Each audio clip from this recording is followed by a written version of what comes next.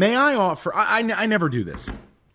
I would like to openly, irresponsibly speculate and just give you what I feel like is happening.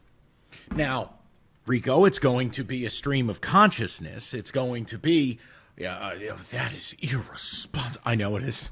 I just don't care. Oh, so this is going to be the optic 4 hours. Got it.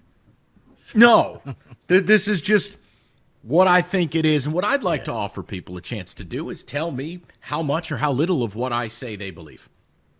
It's very easy. If you think it is a full dirty diaper, say it. If you go, I hate this guy's guts, but I believe a couple of those things. I think some of those things he said, say it. Or if you want to line up at my church pew and go, hallelujah, hallelujah, you can say it. Because here's what I feel like where we're at. I want to take a deep breath before I do this.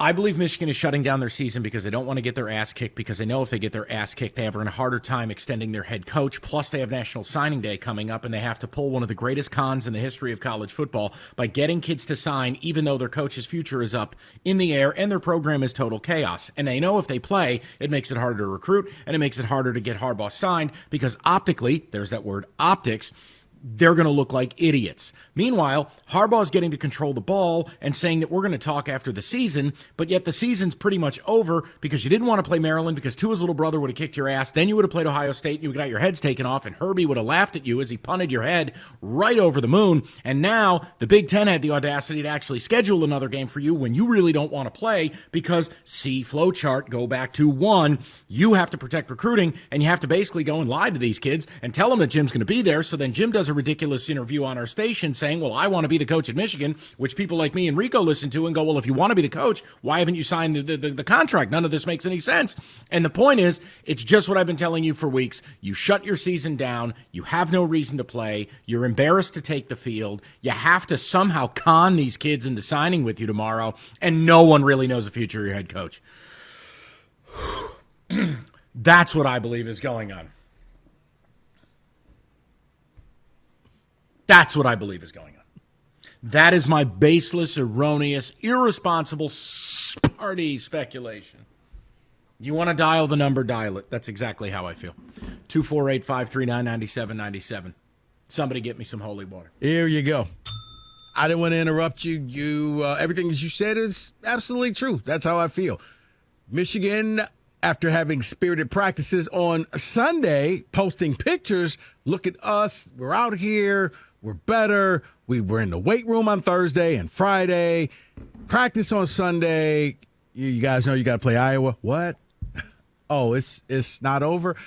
Yeah, we're not feeling up to it again. And it looks as if the Michigan-Iowa game is canceled because, I guess it's better to cancel 3 games in a row than get your ass kicked 3 weeks in a row. Lecture everybody about how good your protocols are and how dumb everyone else is. Mm-hmm. Then smugly invite people to study how you're doing it because you have no issues and how you won't cower to the virus. Have your coach go protest how badly he wants to play. Then the minute you have a COVID issue, you not only do you not play 1 game, you don't play a second, and now you're not going to play a third. Well, then how good are your protocols now, Spank? How good are they? You want to lecture everybody again?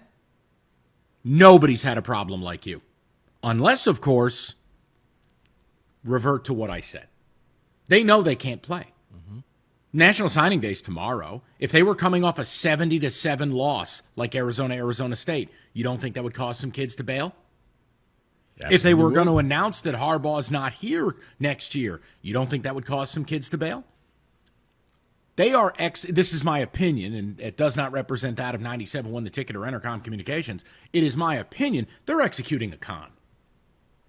This is just all about optics. This is all about, we've got to preserve this class. We'll figure it out with Jim later. Maybe we sign him to this fake-ass extension, but then he goes to the league. You got Harbaugh coming on the air today and going, well, it's my intention to be the coach next year. Then sign the paper, bucko. It ain't that difficult. It's really not. If you want to be back, you're back. If they want you back, you sign it. You're done. Period. Instead, this thing is dragging for another week. And this is like an Ocean's 11 type of con that they're doing. They're trying to maintain this recruiting class so they could say, well, he brought in a top 10 class. They're trying to hold on to their top 4 recruits. And then afterwards, I do expect that he'll sign some fake contract and then he will walk into the sunset to say, well, I'm off to the NFL and sorry, guys. And anybody who signs with Michigan tomorrow, I feel sorry for you because you should wait to see what happens. But if not, that's on you. Don't want to hear you crying. Don't want to hear you say, well, that's not fair because you didn't have to do it because this is a con, plain and simple. You're going to be stuck there. Congratulations. Ask Rashawn Gary how that went. He turned down not 1, but 2 national titles by not going to Clemson and ended up getting nothing at Michigan. Game is officially canceled. That is just what I was about to say. My 11 text messages on my phone have indicated Michigan and Iowa is now canceled. I guess they wasted that spirited practice on Sunday, huh? You guys can do whatever you want, and you know what? Your water carriers in the media will do it for you. Don't worry. I'm already designing my bingo board for the Wolverine narrative if Harbaugh comes back or if he doesn't. I already know the articles the media will write. It's almost like Joel Klatt is my ventriloquist dummy, and I've just got my hand up there, and I'm just like, I know what he's going to say before he says it.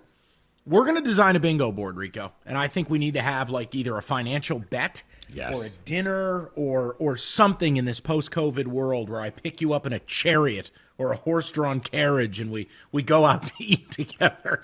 I just feel like this is so crystal clear what they're doing, of how they're protecting this Harbaugh clown show, of how they're trying to somehow cobble and hold this class together. Because, again, the recruiting doesn't matter. They don't have the guy to develop them. No. And they don't have the culture there to develop them.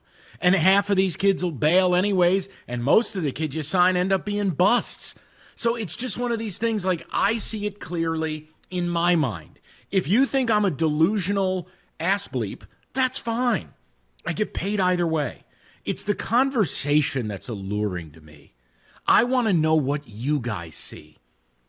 This is the same school that demanded they play, told everybody you should learn from us. Yeah. You're a bunch of morons. You don't know what you're doing with COVID. We do. We're not going to cower. We're doing it all right. Now, the minute they dead cat bounced in their season, they are canceling 3 straight games. They have shown, allegedly, a worse outbreak than anyone in the Big Ten, and a complete and utter inability to contain it, handle it, and move forward from it. Oh, wait. Unless, of course, you just don't believe they want to play because they have a coaching contract problem, they have a recruiting problem, it's basically a war going on here between Ward and Jim. There's no other explanation for it. There's no justification to not have a deal signed. Well, we'll talk at the end of the year. You don't have time. This isn't the end of a regular year. Signing day is tomorrow. Well, here's the beauty of it. The end of the year is now. Their year's over, Mike. The end of the year is right now today. So contract should be signed. What else you got to do? This is it. You threw in the towel. You did wave the flag again. You're the only team to miss 3 consecutive weeks in the Big Ten. Oh, and by the way, may I state for the second straight week you're calling a game on a Tuesday? That's true. I mean, wouldn't good faith indicate waiting until Thursday at least? Iowa's got no place to go. I know. You'll sell me that you're being classy to your opponent and giving them as much time as blah-bitty blah, blah, blah. Nobody cares. All right? Nobody. You're pulling the plug early because you have no desire to play these games. And then I know it'll happen. You'll get one of your bought and paid for insiders to come out and say, well, Harbaugh really wants to do it. Here's the bottom line. This program's a clown show, both on the field and off. And no matter what you bring in tomorrow in recruiting, it won't matter because you don't have the captain of the ship. You don't have the culture to develop players, to keep players. You don't have a coach who can get this done. You have an AD who's either incapable of firing this man or scared to. And you have a coach who, even if he wants to be back, clearly doesn't want to be back enough to take a contract when the school that he allegedly cares so much about and the program that he allegedly cares so much about needs him to sign it. So I want to hear from you guys, right? I could talk till 6. It's no big deal. Rico can talk. We could sing Christmas songs. We can do whatever we like. But I want to hear from you guys. I do. It's the God's honest truth. This is Rico. It's embarrassing to that program. And they brought it on themselves. You should see these protocols. Oh, okay. And here we are. And I want to know where Michigan fans are because, let's face it, you're not going to get a new team. You're going to be a Michigan fan. But where are you at with this? Where are your emotions? Where are your feelings? Because you are becoming the laughingstock, not only of the Big Ten, of college football. You pounded your chest. You said that you were doing it right. We need football. And now it looks as if you are just trying to sneak out the back door with your finger up so that nobody notices that you left the building without finishing your season, without taking the Ohio State beatdown. And, we're playing Iowa. That's not fair. Iowa's just as good as Ohio. We're not playing again. They got to a point where if they gone out on that field one more time, Harbaugh was going to get fired. Yep. That's what I feel like. It would have been Kevin Sumlin theater. They would have gone out on that field after losing to winless Penn State. They would have gone out on that field. They would have given up a 50-burger to whoever they played, and it would have been impossible to bring Harbaugh back. And now, the longer they don't play, the memory of the stench of that fart that they unleashed called the 2020 season, it'll fade away. You've already gone to the next grocery aisle while the poor old lady behind you is still savoring your essence. Yeah. And they are allowed to just distance themselves from the funk in order to somehow bring this guy back. But I know where Michigan fan is. Fingers in their ears, eyes closed, going la, la, la, or trying to execute some Simone Biles gymnastics move where you shove your head so far up your ass, none of this is real. It's a disgrace. And this school should be roundly criticized.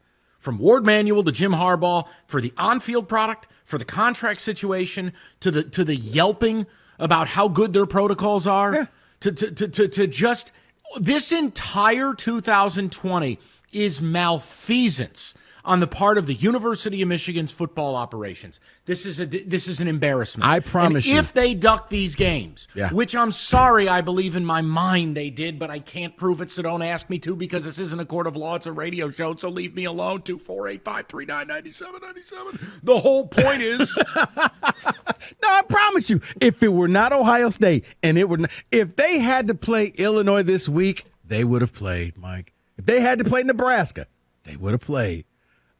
You already heard, I thought it was crossover games and you played the equal. Why are we playing the Iowa's the hottest team in the Big Ten this side of Ohio State? This isn't fair.